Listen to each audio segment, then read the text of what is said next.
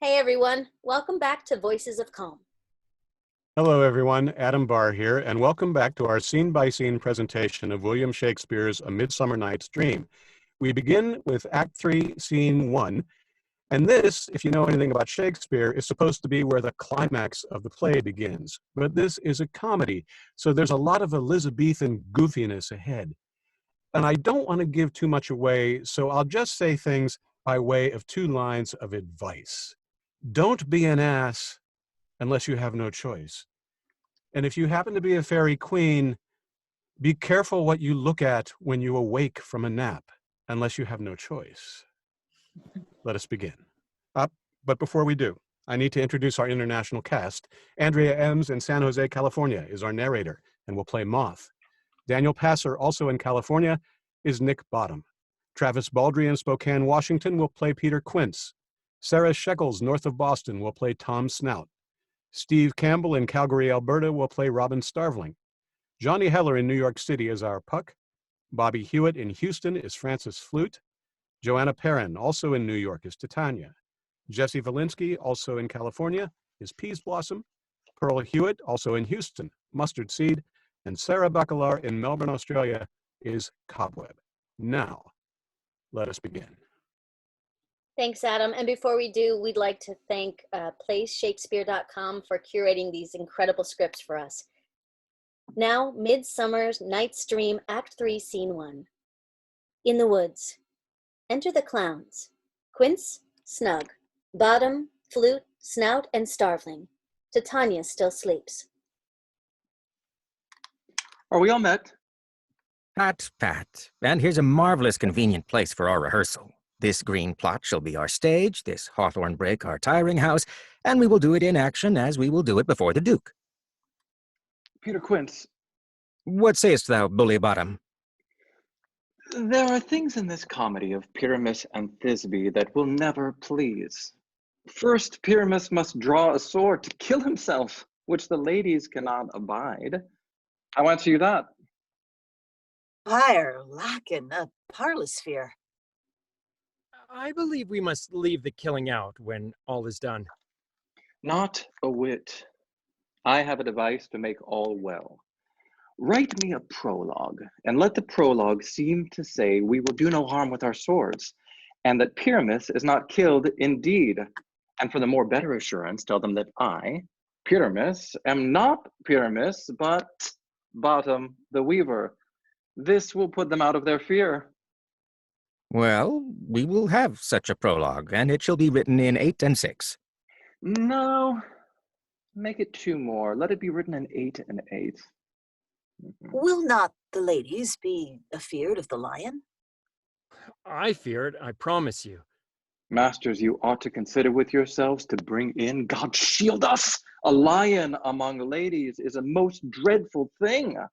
For there is not a more fearful wild fowl than your lion living, and we ought to look to it. Therefore, another prologue must tell he is not a lion. Nay, you must name his name, and half his face must be seen through the lion's neck, and he himself must speak through, saying thus, or to the same defect, ladies, or fair ladies, I would wish you, or I would request you, or I would entreat you not to fear, not to tremble, my life for yours. If you think I come hither as a lion, it were pity of my life. No, I am no such thing. I am a man as other men are. And there, indeed, let him name his name and tell them plainly he is Snug, the joiner. Well, it shall be so. But there is 2 hard things. That is, to bring the moonlight into a chamber, for, you know, Pyramus and Thisbe meet by moonlight. Doth the moon shine that night we play our play? A calendar. Look in the almanac. Find out moonshine. Yes, it doth shine that night. Why then may you leave the casement of the great chamber window where we play open, and the moon may shine in at the casement. Aye, or else one must come in with a bush of thorns and a lantern and say he comes to disfigure or to present the person of moonshine. Then there is another thing. We must have a wall in the great chamber, for Pyramus and Thisbe, says the story, did talk through the chink of a wall. You can never bring in a wall. What say you, Bottom? Some man or other must present wall, and let him have some plaster or some loam or some rough cast about him to signify wall. And let him hold his fingers thus, and through that cranny shall Pyramus and Thisbe whisper. If that may be, then all is well. Come, sit down, every mother's son, and rehearse your parts. Pyramus, you begin. When you have spoken your speech, enter into that break, and so every one according to his cue. Enter Puck behind. What hempen homespuns have we swaggering here, so near the cradle of the fairy queen? What? A play toward? I'll be an auditor, an act or two perhaps, if I see cause. Speak, Pyramus. Thisbe, stand forth. Thisbe, the flowers of odious savors sweet. Odorous. Odors savors sweet. So hath thy breath, my dearest Thisbe dear. But hark, a voice. Stay thou but here a while, and by I will to thee appear. Exit. A stranger Pyramus and hair played here. Exit. Must I speak now? Aye, marry, you must, for you must understand he goes but to see a noise that he heard, and is to come again. Most red is Pyramus, most lily white of hue, of color like red rose on triumphant briar, most brisky juvenile, and eke most lovely Jew, as true as truest horse, and yet would never tire. I'll meet thee, Pyramus, at Ninny's tomb. Ninnis tomb, man. Why, you must not speak that yet. That you answer to Pyramus. You speak all your part at once, cues and all. Pyramus, enter. Your cue is past. It is never tire. Oh, as true, truest horse, that yet would never tire. Enter Puck, and Bottom with an ass's head. If I were fair, Thisbe, I were only thine. Oh, monstrous. How strange. We are haunted. Pray, masters, fly, masters, help! Exeunt Quince, Snug, Flute, Snout, and Starveling. I'll follow you. I'll lead you about around, through bog, through bush, through brake, through briar. Sometimes a horse I'll be, sometime a hound, a hog, a headless bear, sometime a fire, and neigh, and bark, and grunt, and roar, and burn, like horse, hound, hog, bear, fire, at every turn. Exit. Why do they run away? This is a knavery of them to make me afraid. Enter Snout. Oh, Bottom, thou art changed. What do I see on thee? What do you see? You see an ass head of your own, do you? Exit Snout. Enter Quince. Bless thee, Bottom, bless thee. Thou art translated. Exit. I see their knavery. This is to make an ass of me, to fright me if they could. But I will not stir from this place. Do what they can. I will walk up and down here, and I will sing that they shall hear I am not afraid. The woosle-cock so black of hue with orange tawny bill, the throstle with his note so true, the wren with little quill.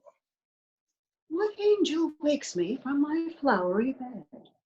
The finch, the sparrow, and the lark, the plain-song cuckoo gray, whose note full many a man doth mark and dares not answer nay. For indeed, who would set his wit to so foolish a bird? Who would give a bird the lie, though he cry cuckoo, never so? I pray thee, gentle mortal, sing again. Mine ear is much enamored of thy note, so is mine eye enthralled by thy shape. And thy fair virtue's force perforce doth move me, on the first view to say, to swear, I love thee. Methinks, mistress, you should have little reason for that. And yet, to say the truth, reason and love keep little company nowadays. The more the pity that some honest neighbors will not make them friends. Nay, I can gleek upon occasion. Thou art as wise as thou art beautiful. Not so, neither. But if I had wit enough to get out of this woods, I have enough to serve mine own turn. Out of this wood do not desire to go. Thou shalt remain here, whether thou wilt or no. I am spirit of no common rate.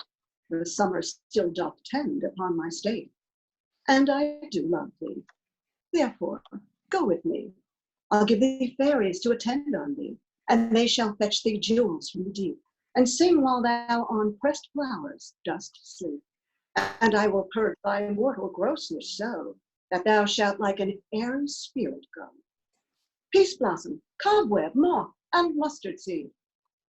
Enter 4 fairies: Peaseblossom, Cobweb, Moth, and Mustardseed. Yeah, ready. And I. And I. And I. Where shall we go? Be kind and courteous to this gentleman. Hop in his walks and gambol in his eyes. Feed him with apricots and dewberries, with purple grapes, green figs, and mulberries. The honey bags steal from the humble bees, and for night tapers crop their waxen fines, and light them at the fiery glow in eyes. To have my love to bed and to arise, and pluck the wings from painted butterflies, to fan the moonbeams from his sleeping eyes. Nod to him, elves, and do him courtesies. Hail, mortal! Hail! Hail! Hail! I cry your worship's mercy heartily. I beseech your worship's name. Cobweb. I shall desire you of more acquaintance, good master Cobweb. If I cut my finger, I shall make bold with you. Your name, honest gentleman? Peaseblossom. I pray you commend me to Mistress Squash, your mother, and to Master Peascod, your father. Good Master Peaseblossom, I shall desire you of more acquaintance too. Your name, I beseech you, sir. Mustardseed. Good Master Mustardseed, I know your patience well. That same cowardly giant-like ox beef hath devoured many a gentleman of your house. I promise you, your kindred hath made my eyes water ere now. I desire you of more acquaintance, good Master Mustardseed. Come, wait upon him. Lead him to my bower. The moon, methinks, looks with a watery eye, and when she weeps, weeps every little flower, lamenting some enforced chastity. Tie up my lover's tongue, bring him silently. Exeunt. Did I tell you, or did I tell you? More donkeyish Shakespearean fun to come. But for now, we want to thank you, not just for seeing the play we have to give, but for being the audience who gives energy back to us, which is what all performers crave. So thank you very much for sharing in this with us and sticking with Voices of Calm week by week. We hope it's doing you some good as a respite from the stresses of these unprecedented times. And meanwhile, let's just stay together, but 6 feet apart, wear our masks, look out for each other, stay healthy as best we can, not come back too quick, and we'll all get through this together.